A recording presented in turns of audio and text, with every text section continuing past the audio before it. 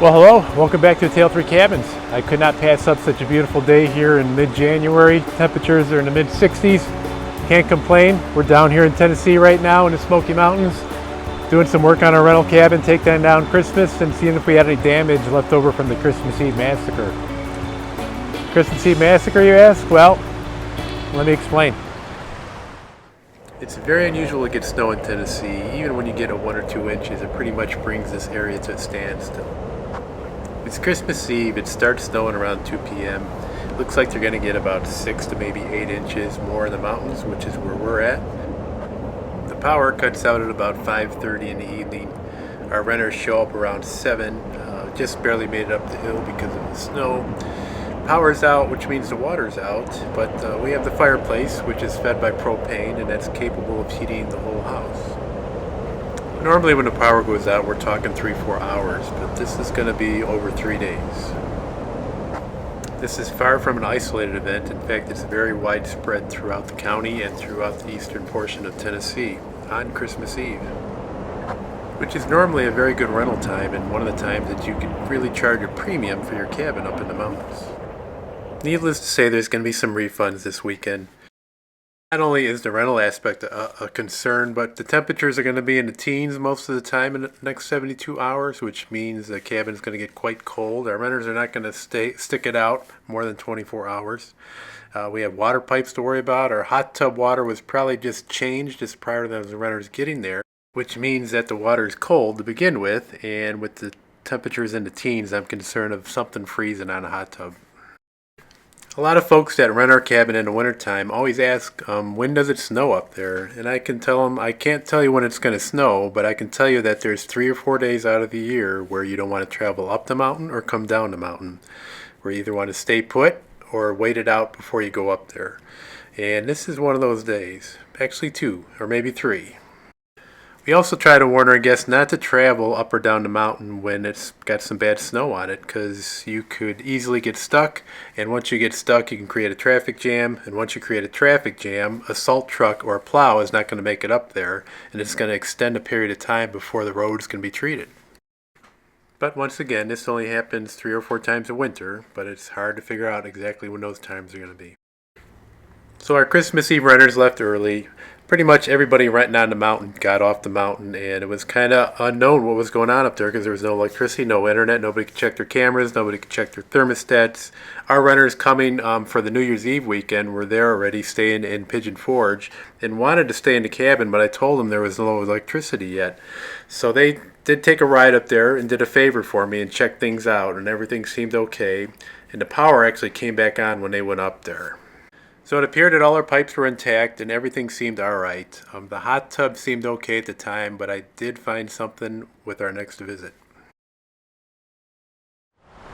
So on our way down, we got a call from our renters that were leaving, and they said that the microwave was not working the whole time they were there and that the door wouldn't close. Well, sure enough, the door didn't close. So that was one problem we knew we had. They also mentioned that the blender lost the gasket and was leaking like crazy. So that was another one. The microwave kind of bothered me on the way down because I didn't want to scramble and have to get a new microwave. So first things first, as soon as I got there, I started taking it apart. There seems to be a video about everything on YouTube, and certainly there was one about fixing microwave doors that won't close. So I took it apart as the video said. Apparently there's some reset latches in there. I had to do a little body work because maybe just somebody slammed it too hard and bent some clips. So I straightened those out, put it back together, and as good as new.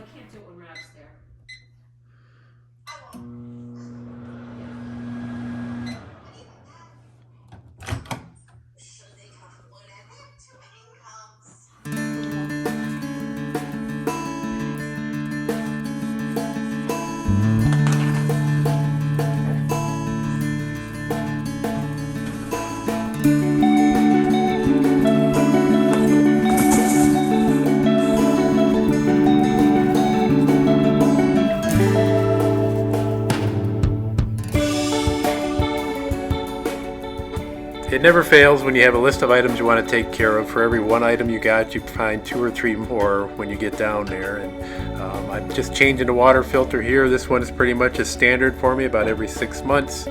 Since we have our own water system, sometimes a lot of sediment might get into the water system when there's a pipe break on the mountains, and this just makes it a lot easier to keep everything safe and cleaner water for everybody.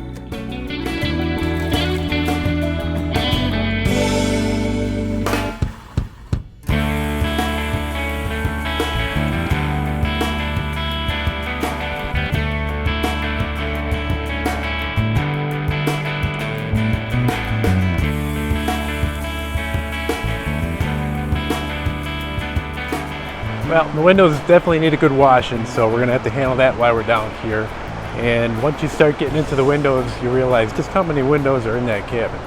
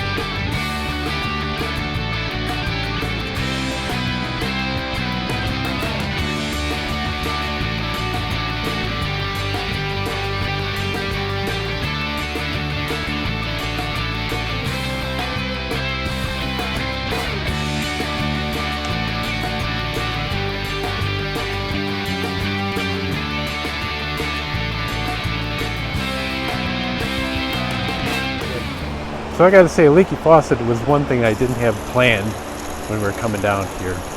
I did call the manufacturer, and lucky enough they're gonna ship me a new hose and faucet assembly, and hopefully it's gonna get here in time for us to install it before we leave.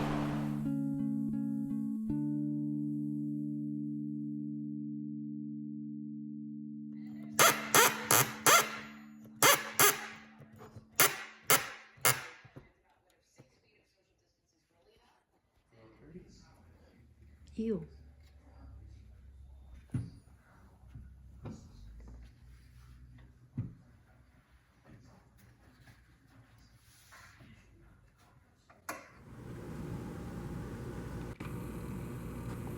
Just about all our trips for the last year, we've noticed the three bears hanging around our area, and they didn't disappoint this visit either. It's a little bit of a warmer day in January here, so they're out and about, kind of foraging around.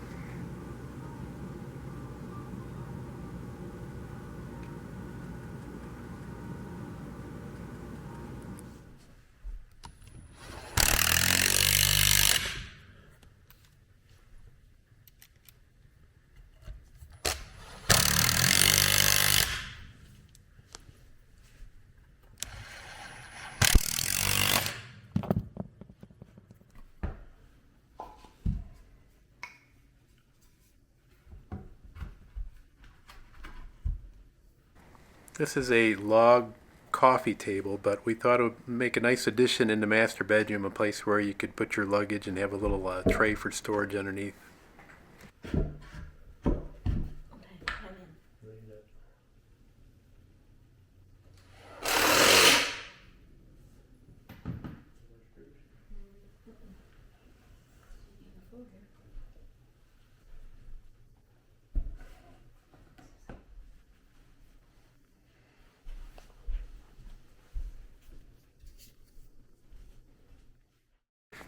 The week is moving right along. We've had a couple nice days, a couple rainy days.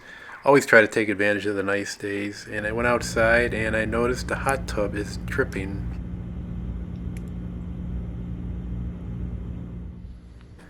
It looks like it's been at it for a while. I'm a little concerned because the hot tub is not that old. Now when I think back to Christmas Eve and the freezing, I wonder if one of the pipes in there got frozen. Now the hot tub was an entirely different story.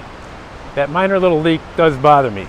I don't want the water to be dripping underneath that hot tub constantly and rotting the wood underneath it and rotting the joists that are supporting it.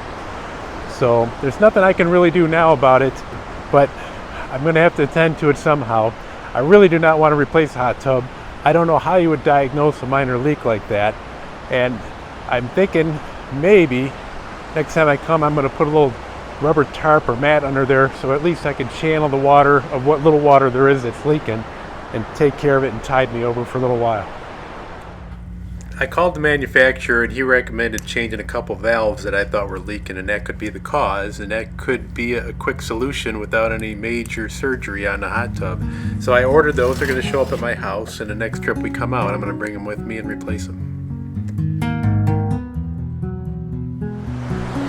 So that's going to do it for today. Hope you enjoy these videos. Subscribe. Click on that little bell when you want to know when a new one is coming out. And keep an eye on us. Take care, everybody.